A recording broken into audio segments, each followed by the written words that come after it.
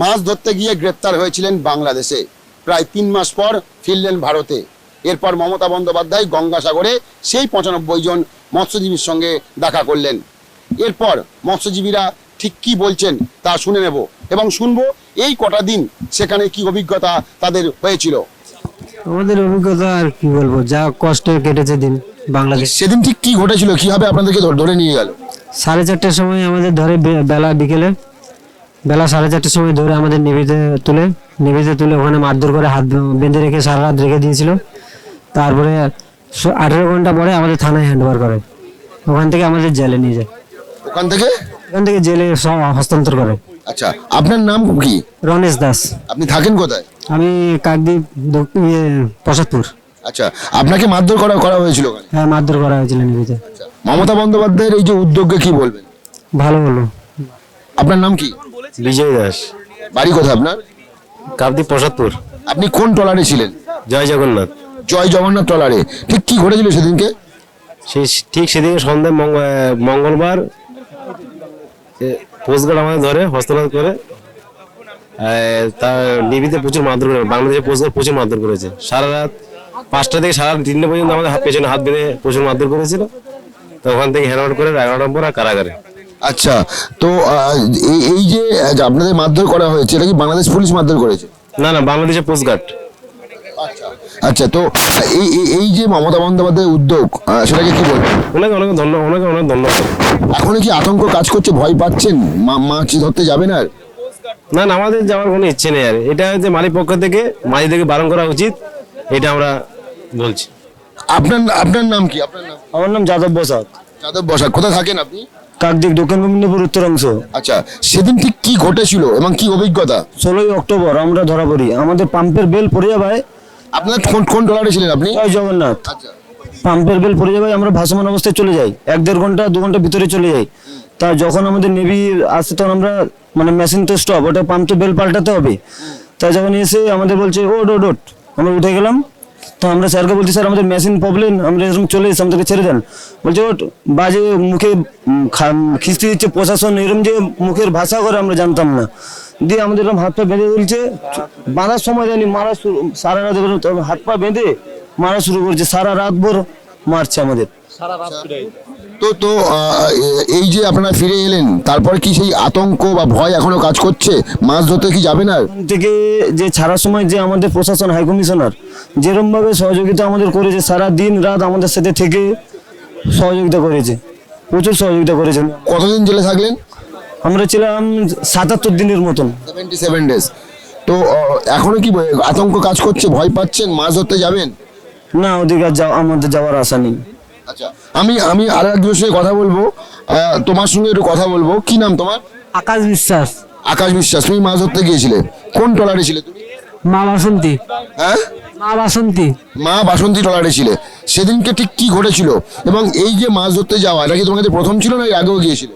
না, এই প্রথম, ফার্স্ট টাইম, লাইফের ফার্স্ট টাইম মাছ ধরতে গিয়েছিলে এবং ফার্স্ট টাইম এরকম একটা অভিজ্ঞতা। কি বুঝলে? কি বুঝলাম আর এরকম ঠিক কি ঘটেছিল সেদিনকে, কি ঘটেছিল, কি দেখলে তুমি? না, অত কিছু আমি জানি না, আমি প্রথম গেছিলাম তো, অত কিছু জানি না। আচ্ছা, তোমাকে কি মারধর করা হয়েছিল? হ্যাঁ, আমাকে অতিরিক্ত মেরেছিল। মেরেছে তোমাকে? হ্যাঁ, প্রচন্ড মেরেছে, সবাইকে। আচ্ছা, আপনি বলছিলেন সবাইকে মেরেছে। সেদিনকে ঠিক কি ঘটেছিল? দাঁড়ান, আপনি দাঁড়িয়ে। সেদিন ঠিক কি ঘটেছিল, আপনি কোন ট্রলারে ছিলেন এবং কিভাবে এই ঘটনা ঘটে, আপনাদের কিভাবে ধরে, পুরো বিষয়টা যদি বলেন। আমি মা বাসন্তী দিয়েছিলাম, 15 নম্বর মা বাসন্তী। তারপর আমাদের একদিন ফিশিং করছিলাম, ফিশিং করার পর আমাদের দিক নির্ণয়টা খারাপ হয়ে যায়, জিপিএসটা আর কি। তা খারাপ হয়ে যাওয়ার সত্ত্বে আমরা বুঝতে পারিনি, বাংলাদেশ জলসীমান্ত ঢুকে পড়ি। ঢুকার পরে তখন আমাদের মাঝি বলছে যে আমরা মনে হয় ভুল রাস্তায় চলে এসেছি, ফের রিটার্ন আবার চলে যায়। এই কথা বলে আমাদের আবার ইন্ডিয়ার দিকে আমরা ক্রসিং করছি, তার মধ্যে বাংলাদেশ নৌবাহিনী এসে আমাদের ঘিরে ফেলার পরে আমরা স্যালেন্ডার করি, কিন্তু ট্রলার তখন চালানো হয়নি। তারপরে ইন্ডিয়ান নেভি, বাংলাদেশ নেভি তখন আমাদের ট্রলারে উঠে আমাদের সবকটাকে ফার্স্টে মেরেছে, সবকটাকে ট্রলারের মাঝি থেকে স্টাফ থেকে A to Z সবকটাকে মেরেছে। মারা সত্ত্বে তারপরে বলে তোরা নেভিতে উঠ, ওদের জাহাজে আর কি। তারপরে জাহাজে উঠেছি, জাহাজে আমাদেরকে হাত পা বেঁধে জামা সব খুলে ফেলছে, আবার সারা রাত হাত পিছন করে বেঁধেছিল।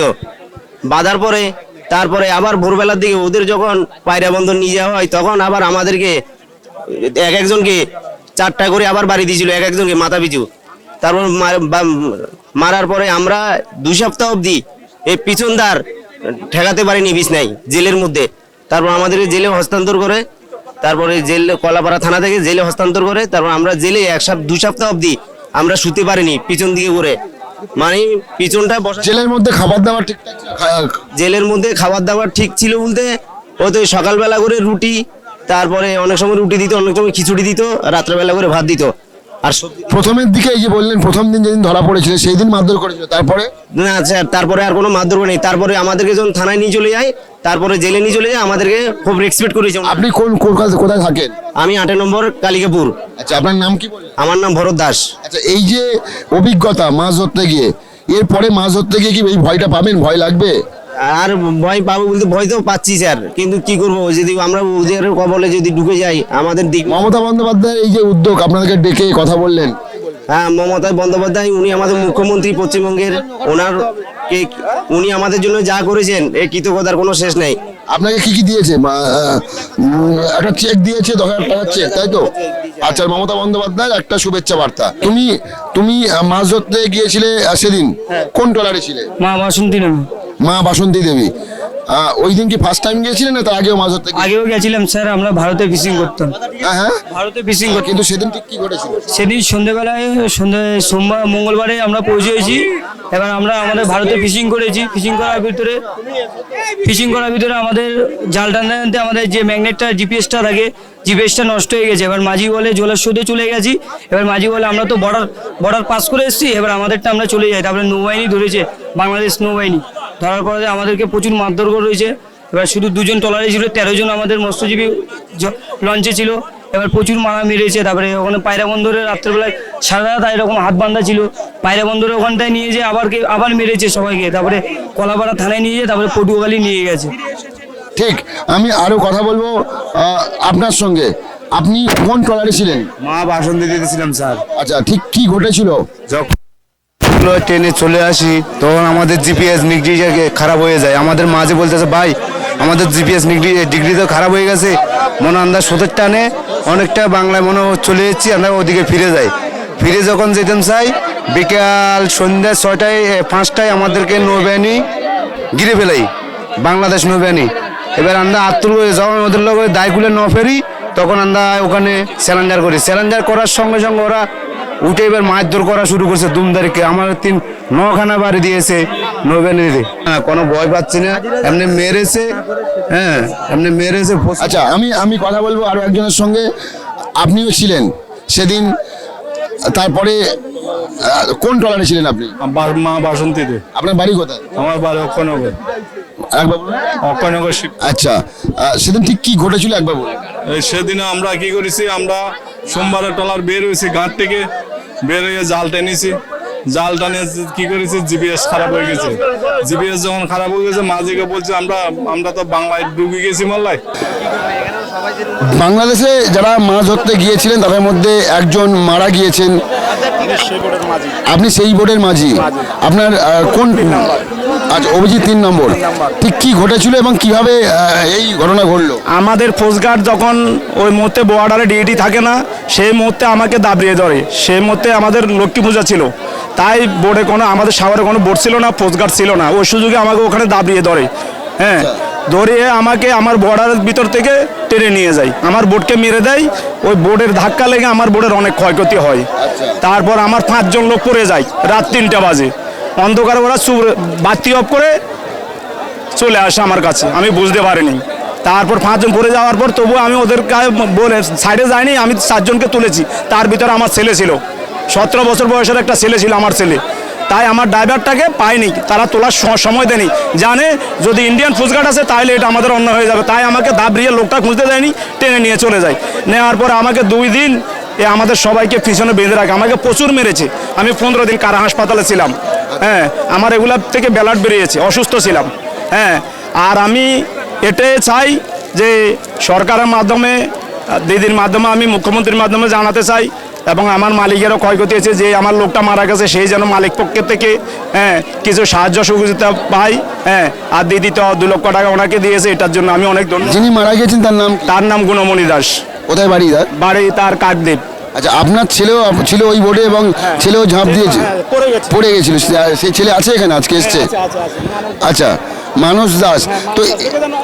তো সব মিলিয়ে হচ্ছে এই যে ছেলে পড়ে গেল, তারপরে আপনার ট্রলার থেকে একজন মারাও গেল, এখনো পর্যন্ত এই ঘটনা ভুলতে পারছেন? এই ঘটনা আমরা তো জেলের ভিতরে ছিলাম, অতটুকু কি হয়েছে জানি না। না, মানে ওই দিনের কথা আতঙ্ক কি এখনো এখনো আতঙ্ক মনে হচ্ছে, কিন্তু আমাদের জন্য যে এতটুকু আমাদের সরকার করেছে তার জন্য। কত বছর আপনি এই এরকম ভাবে ট্রলারে যাচ্ছেন? আমি আজকে দীর্ঘ 18 বছর এই মাঝি। এতদিন পরে আপনি এই অভিজ্ঞতা? হ্যাঁ, এই অভিজ্ঞতা দীর্ঘ 18 বছর ধরে আপনি মাঝি। হ্যাঁ, তাই এতদিন পরে আমি এত বড় বিপদের সম্মুখীন হই। এটা আপনার ছেলে? এটা আমার ছেলে। আচ্ছা, সেদিনকে তুমি মানে পড়ে গিয়েছিলে, ঠিক কি ঘটেছিল? তোমার চোখ দেখে এখনো বোঝা যাচ্ছে তুমি কান্নাকাটি করছো, এখনো ভয় কাটেনি তোমার?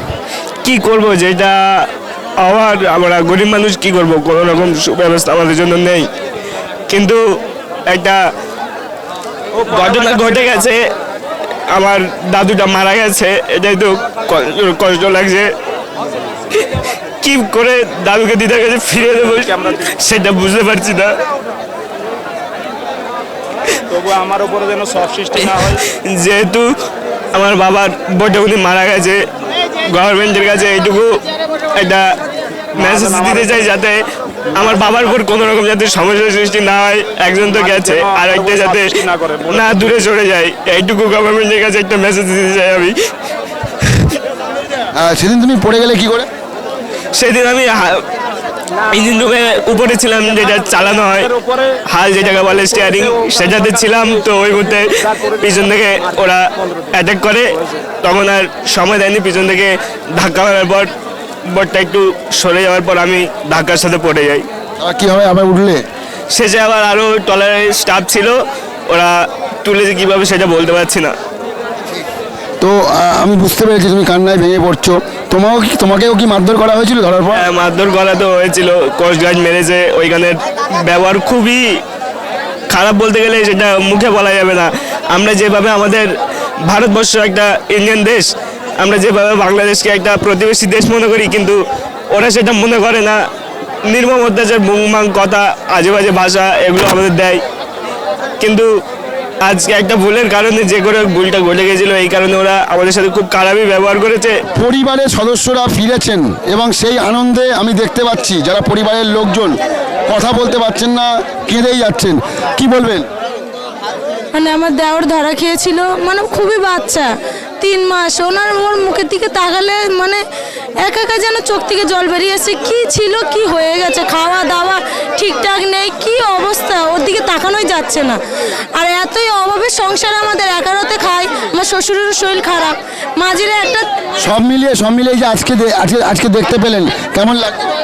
খুব ভালো লাগছে, খুবই ভালো লাগছে। আপনি কাঁদছেন কেন? কাঁদছেন খুশিতে যে আমাদের মানুষগুলো ওদের বাড়িতে ফিরে এসছে, ওই কারণে। আপনার কে গিয়েছিল? হাজবেন্ড, আমার হাজবেন্ড গেছে। এতদিন ও বাংলাদেশে ছিলেন, এই যে দিন কটা দিন কিভাবে কাটলো আপনাদের? খুব কষ্টে কেটেছে, খুব অনাদারে কেটেছে, ধার দেনা করে চলেছি। দেশে ফিরলেও এখনো পর্যন্ত আতঙ্ক তাড়া করে বেড়াচ্ছে এই 95 জন মৎস্যজীবীকে। বারবার বলছেন সেদিন ঠিক কি ঘটেছিল এবং কিভাবে তাদেরকে মারধর করা হয়েছে। সব মিলিয়ে আতঙ্ক বা ভয় এখনো কাটেনি। ক্যামেরায় অরিত্রের সঙ্গে রফিক, দাওয়াল, গঙ্গাসাগর।